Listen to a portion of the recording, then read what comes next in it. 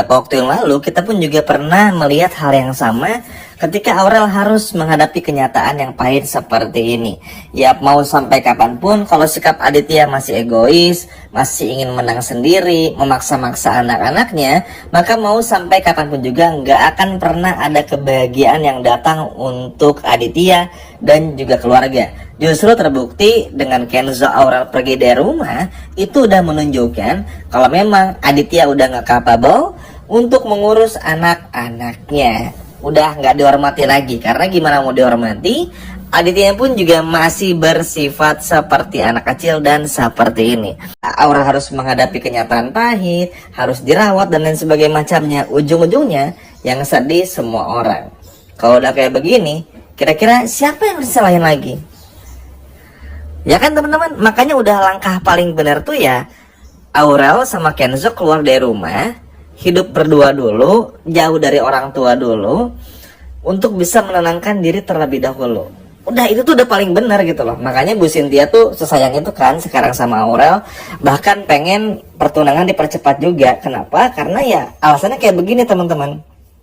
Jadi akhirnya ya Aurel pun juga sedih melihat bagaimana orang tuanya yang seperti ini, apalagi Aditya yang nggak pernah berubah. Kebayangkan bakal semarah apa Kenzo teman-teman melihat sikap Aditya yang sama sekali nggak berubah. Padahal ya, kalau mau Aditya tuh sabar aja, biarin dulu Aurel dengan kesedihannya, biarin dulu Aurel ini tuh menenangkan diri. Apa susahnya nunggu seminggu 2 minggu gitu loh.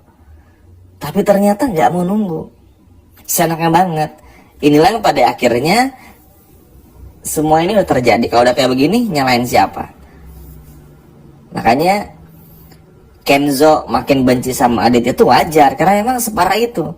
Bahkan kan yang berpotensi benci bukan cuma Kenzo, Dikta pun juga bakal benci, Rianti pun juga sama. Karena Rianti sadar teman-teman, Rianti yang pertama takut ketemu Aurel, kedua pengen ngasih Aurel waktu dulu. Apalagi Aurel tuh nagih terus kan kepada Rianti untuk jujur teman-teman, dan gak ada kebohongan, apalagi jujur tentang rahasia Kenzo. Makanya kenapa Rianti belum mau ketemuin Aurel, yang pertama yaitu tadi karena belum berani bisa jujur, dan yang keduanya membiarkan dulu Aurel untuk tenang dulu. Nggak bisa tuh kita maksa-maksa. Nah kalau Rianti cukup mengerti, mungkin karena posisinya seorang ibu yang melahirkan anaknya secara langsung, jadi masih ada pola pikir, masih pakai perasaannya. Kalau Aditya ini kan cowok ya, mikirnya adalah gampang, udahlah gitu. Ujung-ujungnya malah seperti ini.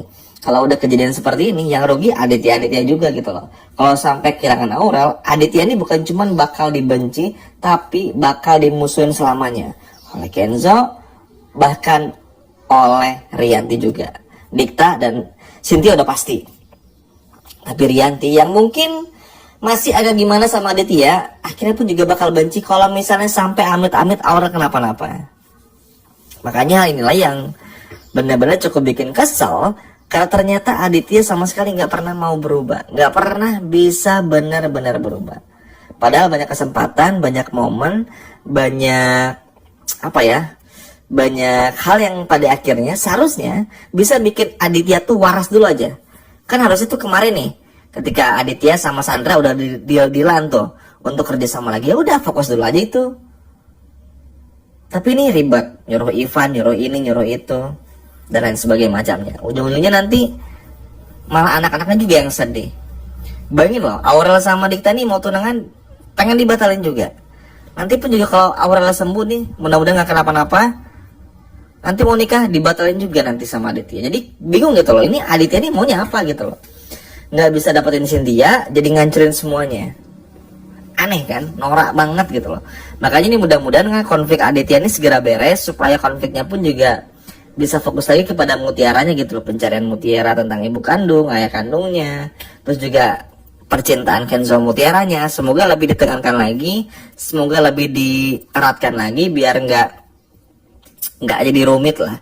Kalau sekarang tuh kan kayak masalahnya tuh kayak itu lagi, kayak bosen gitu ya. Apalagi ngeliat Aditya kayak begitu tuh, aduh nyebelin banget gitu loh. Makanya inilah yang mudah-mudahan kedepannya bisa jauh lebih seru lagi, jauh lebih menarik lagi. Karena pada akhirnya yang kita tunggu-tunggu tentu saja adalah bagaimana akhirnya kedepannya Aditya ini bisa benar-benar berubah gitu loh.